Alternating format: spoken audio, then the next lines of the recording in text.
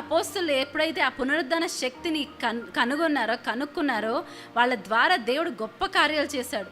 మనం చూసా పేతురు ఎంతో భయస్తుడు. ఎలా తెలుసు మనకి? ఆయన మరి 3 సార్లు యేసుప్రభు ఎవరో నాకు తెలియదని బొంకుతాడు. ఒక చిన్న పిల్ల కూడా బెదిరిస్తే ఆయన బెదిరిపోతాడు.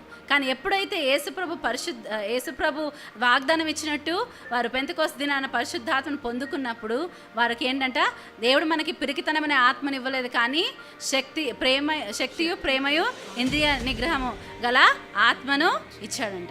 సో అప్పుడు ధైర్యం వచ్చింది.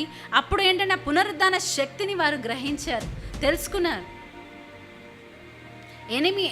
శత్రువు ఎప్పుడు కూడా, సాతానుడు ఎప్పుడు కూడా మనం ఆ పునరుద్ధాన శక్తి తెలుసుకోకుండా మనని అడ్డగిస్తాడు. ఎందుకంటే ఒకవేళ మనం ఆ పునరుద్ధాన శక్తిని తెలుసుకుంటే మనం అంత లిమిటెడ్ పీపుల్గా ఉండం.